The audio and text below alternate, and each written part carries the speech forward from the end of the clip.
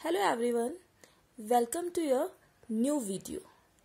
हमने अपनी previous video में डिस्कस किया था analytical school of law.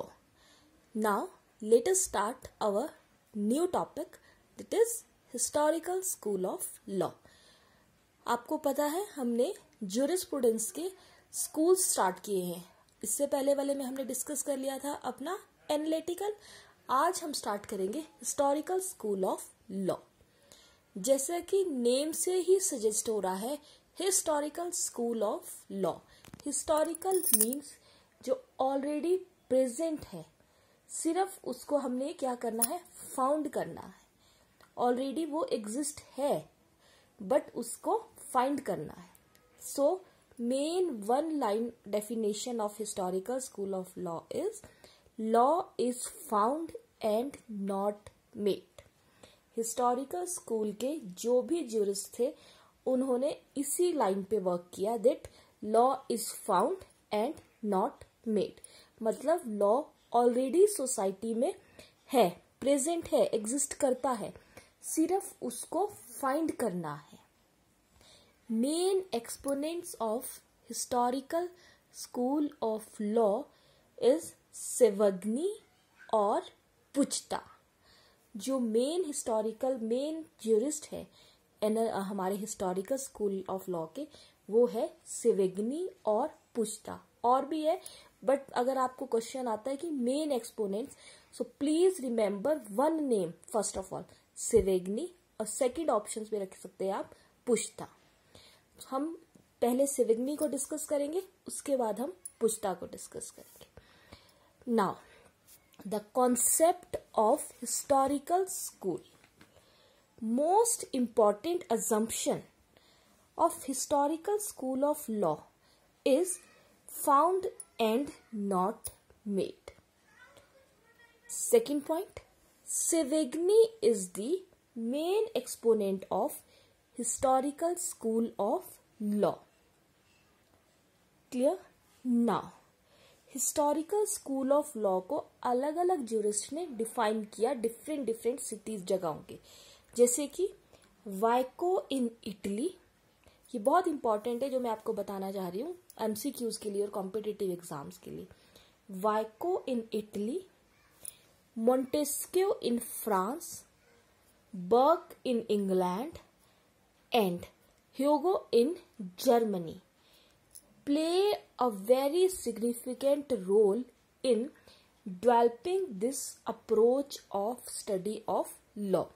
Questions कई बार हमें मैच द फॉलोइंग में आ सकता है कि किसने कौन सी कंट्रीज का मेन पर्सन्स थे जिन्होंने इस हिस्टोरिकल स्कूल की डेवलपिंग और डेवलपमेंट के लिए वर्क किया। So please remember Vico in Italy, Montesquieu in France, Burke in England and Hugo in Germany. Now another person, that Montesquieu, he stated that laws were the creation of climate. हर एक person ने historical school को अपने words में define करा, but जो important है Montesquieu, उसने कहा, मोंटेस्क्यू की डेफिनेशन बहुत इंपॉर्टेंट रही हिस्टोरिकल स्कूल्स में, क्योंकि उन्होंने हिस्टोरिकल स्कूल को एक अलग पर्सपेक्टिव से देखा। उन्होंने कहा that laws were the creation of climate, local situation, accidents और even impostures. उन्होंने हमारे हिस्टोरिकल स्कूल को किस वर्ड्स में एक्सप्लेन किया, क्लाइमेट्स पे, लोकल सिचुएशंस, एक्सीडेंट्स, इन कंडीशंस पे। And Burke considered, when Burke defined the historical school, then he said that law as the product of gradual and organic process. He said, according to Burke, law is the product of gradual and organic process. He advised, moreover, उसने advice दिया that we should not frame plan for a future without looking into the lesson of past.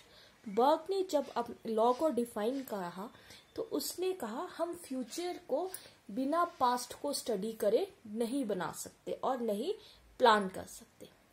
So historic मतलब बर्क ने कहा future को बनाने के लिए study of past is very important. Then historical approach to law derived its inspiration from the study of Roman law. Clear? Then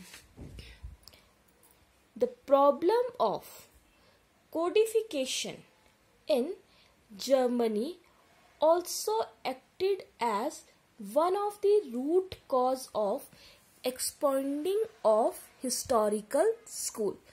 और एक reason historical school के डेवलपमेंट का ये भी रहा that the problem of codification in Germany also play a very important role for the development of historical school. Now let us discuss first jurist our Savigny. First of all, introduction of Savigny.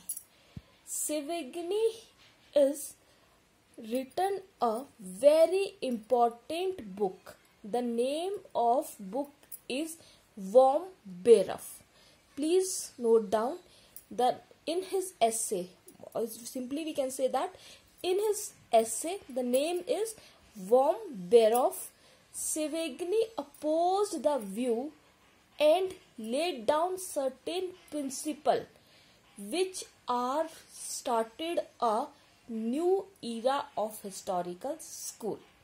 मतलब एक ऐसे में सेवेग्नी ने historical school को एक अलग ही तरीके से डिफाइन किया और वो वाला टाइम पीरियड एक हिस्टोरिकल स्कूल की स्टडी में एक बहुत ही इम्पोर्टेंट चैप्टर की तरह ऐड हो गया। Savigny said that law grows with the growth and strengthen with the strength of people and finally die away as the nation lost its nationality. सेवेग्नी ने simply कहा कि जो लॉ है वो ग्रो करता है जैसे जैसे पर्सन और ह्यूमन और पीपल की ग्रोथ होती रहती है।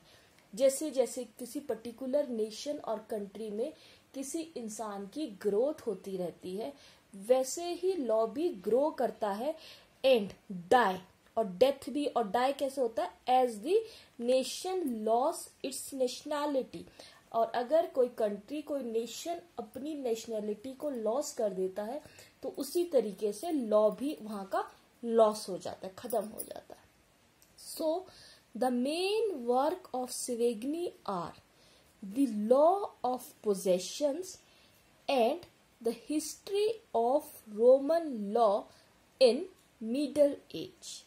मेन जो सेवेग्नी ने वर्क किया वो इन पॉइंट्स पे किया, the law of possessions and the history or Roman law in Middle Age. So now Savigny's theories, main points of Savigny's theory. Historical law से रिलेटेड सेवेग्नी ने मेन क्या क्या पॉइंट्स दिए। सो प्लीज रिमेंबर और understand these points. First very important points, according to Savigny law, language and customs have no separate existence. Savigny ने clearly कहा that law, language और custom उनकी कोई भी अलग एक्सिस्टेंस नहीं है। Means law is directly related to a language and customs. Second, law is the subject matter of an organic evaluations. Law is the subject matter of an organic evaluations. After that, third point, law develop with life and character of the people just like their languages. जो law है उसको सेवेग्नी ने language के साथ relate किया और कहा जैसे जैसे इंसान डेवलप करता है उसकी लैंग्वेज चेंज होती रहती है, उसी तरह लॉ भी हमारा डेवलप होता है. Law has a national character. It can't be of universal application. Then law varies with the people and ages. It can't be static. Means the nature of a law is dynamic, जो change होता रहता है, ना कि constant और statics है. Next is the main source of law is the general consciousness of the people. That is वल्कजिस्ट. ये सबसे इम्पॉर्टेंट पॉइंट है हिस्टोरिकल स्कूल का. इस सेवेगनी ने एक बड़ा इम्पॉर्टेंट वर्ड यूज किया था, that is Volksgeist, known as the general और inner consciousness of a people.